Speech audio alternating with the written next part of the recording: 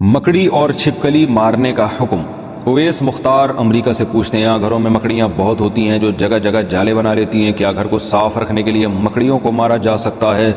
ہم نے سنا ہے کہ مکڑیوں کو نہیں مارنا چاہیے کیونکہ وہ ہجرت کے موقع پر آپ صلی اللہ علیہ وسلم کی حفاظت کا ذریعہ بنی تھیں۔ نیز کیا گرگٹ کو مارنا باعث ثواب ہے کیونکہ اس نے حضرت ابراہیم علیہ السلام کی آگ کو دہکانے کے لیے اس میں پھونکیں ماری تھیں؟ مکڑیوں کو مارنا تو جائز ہے، اس کے ناجائز ہونے کی ہمارے پاس کوئی دلیل نہیں ہے، اور ظاہر ہے گھر میں تنگ بھی کر رہی ہیں تو وہ تو شہد کی مکھیوں کو بھی مارنا جائز ہوتا ہے ایسے صورت میں کہ جب کوئی جانور تنگ کر رہا ہے آپ کو تو یہ تو گھر کی حالت خراب ہو جائے گی، گھر میں جالے بنے ہوئے تو آپ مار سکتے ہیں ایسی صورت میں، انشاءاللہ کوئی گناہ نہیں ہوگا۔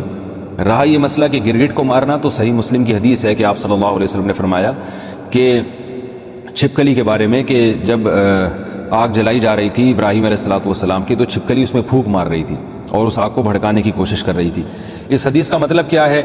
علماء نے لکھا ہے کہ یہ صرف یہ بتانے کے لیے ہے کہ چھپکلی اور اس جنس کے جتنے جانور ہیں جس میں گرگٹ بھی آتا ہے، یہ جو جنس کے جانور ہیں نا، ان میں انسان دشمنی کے سافٹ ویئر انسٹال ہوئے ہوئے ہیں، یہ انسان دشمن جانور ہیں، یہ ان کو جب موقع ملتا ہے انسان کو نقصان پہنچاتے ہیں، تو اس لیے آپ صلی اللہ علیہ وسلم نے چھپکلی کو مارنے کی ترغیب دی، اور گرگٹ کا بھی وہی حکم ہے جو چھپکلی کا ہے، اور آپ صلی اللہ علیہ وسلم نے فرمایا کہ جس نے ایک وار میں مارا اس کو 100 نیکیاں ملیں گی، اور جتنے وار کم ہوتے جائیں گے نیکی کم ہوتی چلی جائے گی۔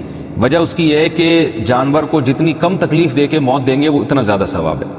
اب چھپکلی کہیں دیوار پر ہے، آپ نے ایک چپل ماری اور وہیں اس کا اسٹیکر بن گیا، تو چھپکلی کو اس سے تکلیف نہیں ہوتی، سیکنڈوں میں اس کی جان نکل جاتی ہے۔ لیکن اگر آپ نے اس سے کھیلنا شروع کر دیا، پہلے اس کی دم کاٹی، اس کا آدھا گھنٹہ آپ نے دم کا تماشا دیکھا جیسے بچے کرتے ہیں چھپکلی اور گرگٹ کے ساتھ، پھر اس کو رسی میں گھما گھما کے مار رہے ہوتے ہیں، تو اس سے آپ کی نیکیاں کم ہوتی چلی جائیں گی، بلکہ جانور پہ ظلم کا گناہ بھی ہو سکتا ہے۔ تو اس لیے جانور کو مارنا چاہیے، ان جانوروں کو جو انسان کے لیے نقصان دہ ہیں، مگر مارنے کا وہ طریقہ اختیار کیا جائے جس میں جانور کو تکلیف کم سے کم ہو۔ دنیا کے پالتو جانور کیا جنت میں ہمارے ساتھ ہوں گے؟ جو جانور ہم دنیا میں پالتے ہیں اگر وہ فوت ہو جائیں تو کیا جنت میں وہ مل سکتے ہیں؟ محمد کاشف لاہور۔ جانوروں کے لیے فوت کا لفظ استعمال کر رہے ہیں، شکر ہے یہ نہیں کہا کہ اگر ان کا انتقال ہو جائے، بھئی جانور تو مر جاتا ہے بیچارہ، تو بس وہ مر کے ختم ہو گیا، اس کا کوئی حساب و کتاب نہیں ہے آخرت میں، نہ وہ جنت میں۔ کوئی ایسی ہمیں روایت ملتی ہے کہ وہ جنت میں آپ کے ساتھ ہوں گے؟ تو ایسی کوئی روایت نہیں ہے۔ البتہ صحیح مسلم کی ایک حدیث ہے کہ جانوروں سے اتنا حساب ہوگا کہ کسی جانور نے بے سینگ والے یعنی سینگ والے بکرے نے، جانور نے بغیر سینگ والے کو مارا ہوگا تو اللہ تعالیٰ ان دونوں کو زندہ کر کے انتقام لیں گے، ایک روایت ہے۔ تو یہ علماء بیان کرتے ہیں یہ بھی صرف دنیا کو دکھانے کے لیے کہ یعنی انصاف میں مبالغہ۔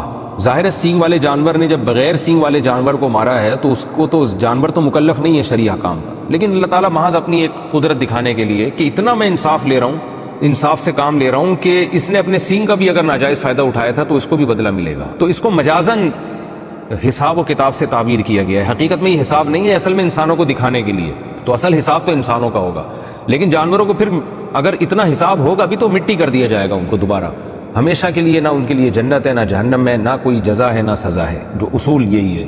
تو یہ سارے انسانوں کے لیے ہیں، لہذا جانور مر گیا تو ختم، کیونکہ جانور تو اللہ نے انسان کے لیے پیدا کیا ہے، انسان کی خدمت کے لیے، تو آپ نے پال لیا تو بس ٹھیک ہے، آپ کو اس سے فائدہ ہو گیا، تھوڑا سا مانوس ہو گئے، ٹائم گزر گیا آپ کا۔ ویسے میں جنرل نالج کے لیے ایک بات آپ سے کہتا ہوں، اچھا پہلے میں اپنی بات کمپلیٹ کر لوں۔ اگر آپ کو جنت میں جانے کے بعد دل چاہا کہ اللہ جو میں نے بلی پالی ہوئی تھی، جو میں نے بکرا پالا ہوا تھا، بڑا محبوب ہے، مجھے چاہیے، تو جنت میں قرآن کہتا ہے آپ کی ہر خواہش پوری ہوگی۔ وَلَكُمْ فِيهَا مَا تَشْتَهِي أَنفُسُكُمْ، جس چیز کا دل چاہے گا وہ آپ کو ملے گی جنت میں۔ تو اس لیے اللہ کسی کو اس کا پالتو جانور جنت میں دینا چاہے تو اللہ پہ کوئی پابندی نہیں ہے۔ میں نے تو صرف ایک اصول اور ضابطے کی بات کی ہے کہ ایسی کوئی ہمارے پاس روایت نہیں ہے کہ جنت میں آپ کو یہی جانور مل جائیں گے۔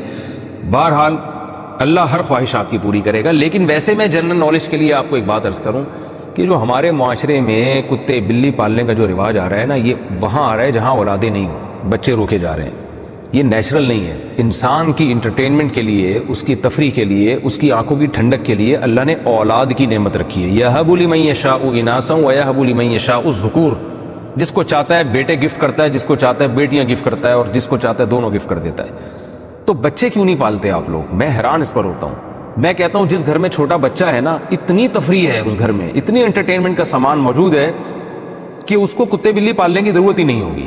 اور میں تھوڑا سا کھلی ڈلی زبان بھی استعمال کرتا ہوں، یعنی آپ کے ہاں جو ہے نا ہر 1-2 سال کے بعد کوئی لیٹسٹ ورژن ہونا چاہیے بچوں کا, وہ نیا پیس آنا چاہیے مارکیٹ میں. وہ چھوٹا بچے کی تفریح الگ ہی ہوتی ہے. جو بڑے ہو جاتے ہیں نا وہ الگ ٹائپ کی, یعنی آنکھوں کی ٹھنڈک بنتے ہیں. چھوٹا بچہ جو انٹرٹینمنٹ دیتا ہے نا وہ بڑا نہیں دے سکتا. اس کا مسکرانا, اس کی حرکتیں, اس کا اچھلنا کودنا, یقین نہ آئے آپ انٹرنیٹ پہ سرچ کریں بچوں کی حرکتیں, بچوں کی کہکہے, بچوں کی مسکراہٹ, آپ کا دل باغ باغ ہو جائے گا. جبکہ وہ بچے اجنبی بچے ہوں گے جو انٹرنیٹ پہ یوٹیوب پہ آپ کو نظر آ رہے ہیں. آپ سوچیں جب آپ کے اپنے ہوں گے تو کتنا اچھا لگے گا. تو ہو کیا رہا ہے کہ بچے پیدا نہیں ہوتے ہیں تو ایک آدھ ہوتا ہے, وہ بڑا ہو جاتا ہے, پھر گھر میں سب بور ہو رہے ہیں.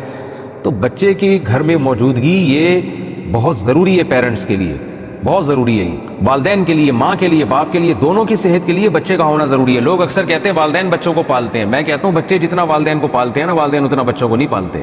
بچہ خود ماں باپ کو پالتا ہے. یعنی پالنے کا مطلب ان کی ذہنی تفریح کا ذریعہ بنتا ہے. ماہر نفسیات کہتے ہیں دماغی درجنوں بیماریوں کا علاج چھوٹا بچہ ہے. اتنی خوشیاں دیتا ہے چھوٹا بچہ.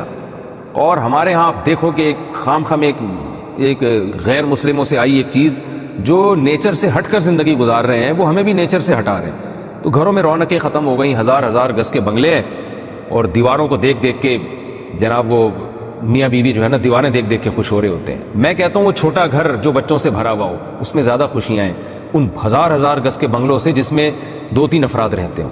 میرے تو ٹریولنگ بہت ہوتی ہے, میں ہر گھر میں جاتا ہوں, یعنی ہر طرح کے لوگوں میں ملتا ہوں, ہر طرح کے گھروں میں جانا ہوتا ہے. میں دیکھتا ہوں کہ جو غریب لوگ ہیں جن کی اولادیں ہیں اور وہ زیادہ خوش ہوتے ہیں ذہنی طور پر. اللہ یہ کہ خدا نخواستہ اولادوں میں کوئی قاتلانہ لڑائیاں ہو رہی ہوں وہ تو ایک الگ بات ہے, لیکن نارمل جو حالات ہیں اس کے حساب سے بات کر رہا ہوں, وہ زیادہ خوش ہوتے ہیں. اور میں ایسے گھروں میں بھی گیا ہوں ہزار گز کے لگژری, اور وہاں جا کے دیواریں کاٹنا شروع کرتی ہیں, کھاتی ہیں دیواریں کہ کیا ہے یہ, کس کے لیے بنایا آپ نے, آپ کے تو اولاد ہی نہیں ہے. ایک آدھ بچہ ہے اس کو اولاد تو نہیں کہتے, تو کیا ہو گیا, عقل کو ماتم کرنے کا دل کرتا ہے. جو خوشیوں کی زندگی تھی وہ گورے نے آپ سے چھین لی ہے, وہ مصنوعی خوشیاں آپ کو دے رہا ہے. دیکھو نیچر کا کوئی متبادل نہیں ہوتا. آج بھی لوگ چشموں کا پانی اور گرینری اور درخت اور اس ٹائپ کی چیزوں میں لوگ زیادہ سکون محسوس کرتے ہیں. اگر بنگلے بناتے بھی ہیں تو اس میں کوشش کرتے ہیں پھول لگانے کی, گارڈن بنانے کی, اس لیے کہ جو اطمینان جو نیچر میں جو انسان کو روحانی سکون ملتا ہے وہ نیچر سے ہٹ کے نہیں ملتا. تو آپ پالیں, کتے پالنا تو جائز نہیں ہے ضرورت کے بغیر, آپ باقی جانور پالیں, لیکن پہلے آپ اپنے بچوں کو پالیں. بچوں کو آپ پالیں گے تو انشاءاللہ پھر یہ ضرورت نہیں رہے گی آپ کو ان چیزوں کی.